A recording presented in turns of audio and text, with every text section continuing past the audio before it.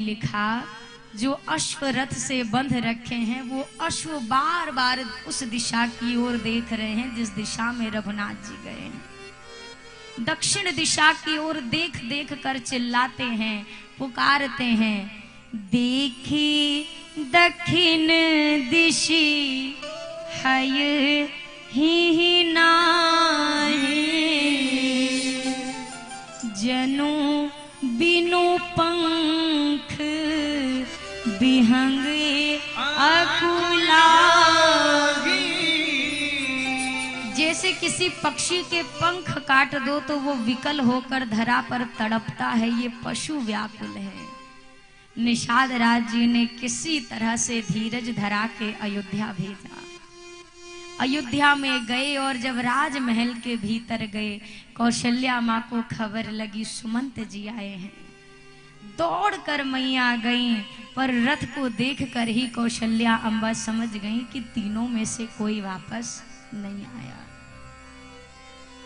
भीतर गई, सुमंत जी गए, महाराज को प्रणाम करके सुमंत जी सर झुकाकर बैठे हैं।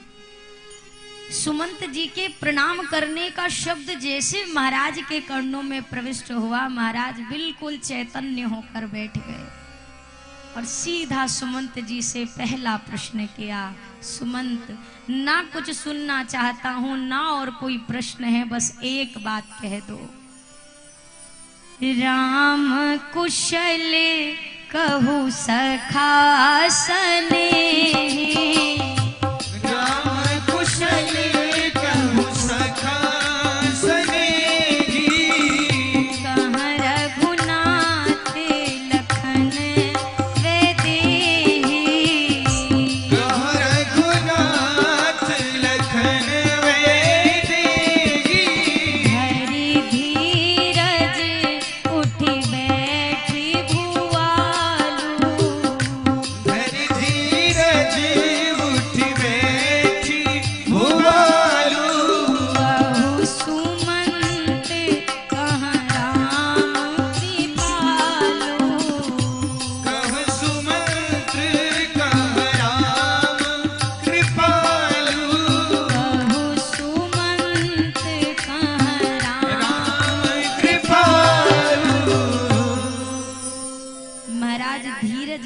उठकर बैठे और कहा, सुमंत जल्दी से बताओ। क्या बताऊं महाराज? राम कुशल कहु सखा सने। मेरा राम कुशल से तो है ना सुमंत, बस इतना बता दो कहाँ है। आप आ गए पर तीनों नहीं दिखाई देते। सुमंत, अब विलंब ना करो, अब अगर मैंने रघुनंदन को नहीं देखा तो जी ना सकूंगा। एक बार दिखा दो मेरी वैदेही कहाँ है, मेरा लक्ष्मण कहाँ है, मेरा राम कहाँ है। सुमंत जी सर झुकाकर कहने लगे, महाराज मैं चाहता हूं आप मुझे मृत्यु दंड दे दो। क्यों? क्योंकि आज मैंने राज आज्ञा का उल्लंघन किया। आपने मुझसे कहा था 3-4 दिन जंगल घुमा कर ले आना, पर मैं पापी आपके उस आज्ञा का पालन न कर सका। तीनों में से कोई लौट कर नहीं आया। इतना सुनते ही श्री दशरथ जी महाराज विकल हो उठे। दशरथ जी के शरीर शिथिल पड़ने लगे, प्राण कंठ में आकर फंसे हैं। और दशरथ जी कौशल्या जी से कहते हैं, कौशल्या मुझे वो तपस्वी श्राप दे रहे हैं। वो कह रहे हैं, दशरथ हम पुत्र के वियोग में प्राण त्याग रहे हैं, तुम्हें भी पुत्र के वियोग में प्राण त्यागने होंगे। मुझे श्राप दे रहे हैं कौशल्या। कौशल्या मैया धीरज बंधा रही हैं, पर राघव जी के स्मृति में मेरे दशरथ जी महाराज बेहाल हैं, विकल हैं। और तदोपरांत दशरथ जी ने अपने जीवन की अंतिम श्वास में रघुनंदन को याद करना शुरू किया। राम जी को गए आज 6वीं रात्रि है, 6वीं रात्रि। और 6वीं रात्रि में ही दशरथ जी कहते हैं, हा रघुनंदन प्राण प्रीते,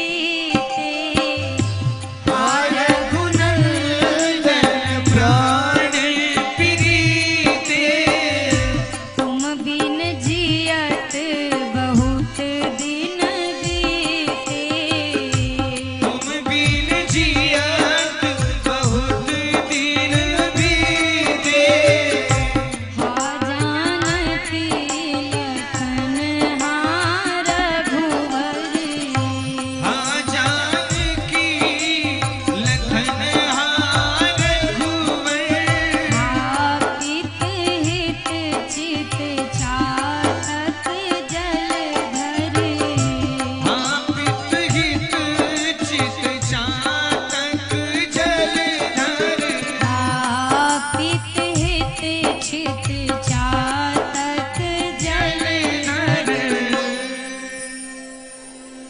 दशरथ जी महाराज विकल होकर कहते हैं, हे रघुनंदन, हे वैदेही, मैंने जनक जी को वचन दिया था कि आपकी पुत्री को पुतली के समान सहेज कर संभाल कर रखूंगा, लेकिन मैं अपने उस वचन को निभा ना सका।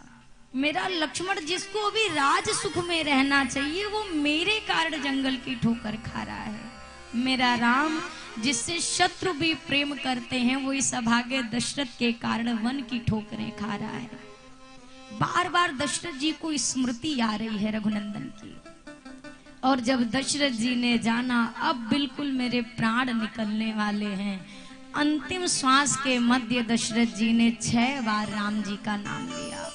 मानो एक एक दिन के लिए एक एक बार रघुनंदन की स्मृति कर रहे हैं। राम राम कही, राम कही, राम राम कही, राम तन परिहरि रघुवर विरह, राउ गए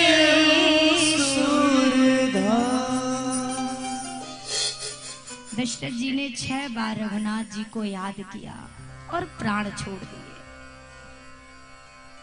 दशरथ जी ने प्राण त्यागे। गुरुदेव भगवान को सूचना मिली, तुरंत आए और तेल से भरी हुई नौका में दशरथ जी का शरीर रखा गया। हम आप कई बार भूल जाते हैं, क्या भूल जाते हैं कि कर्म का जो होता है लिखा पढ़ा वो कभी ना कभी समक्ष अवश्य आता है, किसी भी रूप में आए पर अवश्य आता है। दशरथ जी से अनजाने में वह भूल हुई थी, जान के नहीं किया था, लेकिन फिर भी तपस्वियों का जो श्राप था आज वह फलित हो रहा है। किस प्रकार? हम आप सोचते हैं भगवान मुझे एक बेटा दे दे तो मेरा बुढ़ापा सुधर जाए, मेरी मृत्यु, मेरी मौत सुधर जाएगी, मेरी मृत्यु संवर जाएगी। क्यों?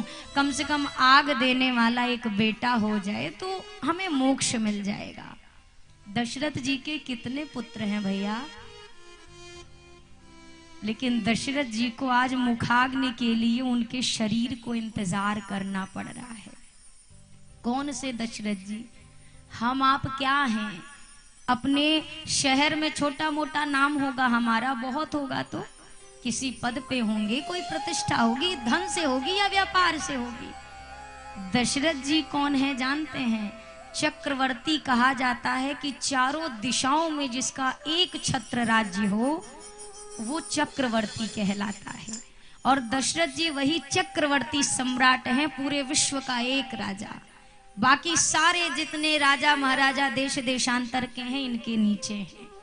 और वो चक्रवर्ती जी चक्रवर्ती कहकर सारा जग जिनको नमन करे आदर से, 4 दिशा में जिसका गौरव सुर नर मुनि गाते एक स्वर से। पुत्र रत्न हैं 4 किंतु चारों के चारों दूर हैं घर से। सब कुछ होते एक राजा अपने अंतिम संस्कार को दर से। क्या नहीं है, नाम इतना बड़ा है, वैभव इतना बड़ा है। जब वो स्वर्ग जाते हैं तो इंद्र अपना आधा आसन इनके लिए खाली करता है, अपने बगल में स्थान देते हैं इंद्र इनको। और वो दशरथ जी महाराज स्वयं भगवान जिनके बेटा बन के आए वो दशरथ जी हैं ये। पर आज मुखाग्नि देने के लिए 4 में से एक बेटा निकट नहीं है, एक पुत्र नहीं।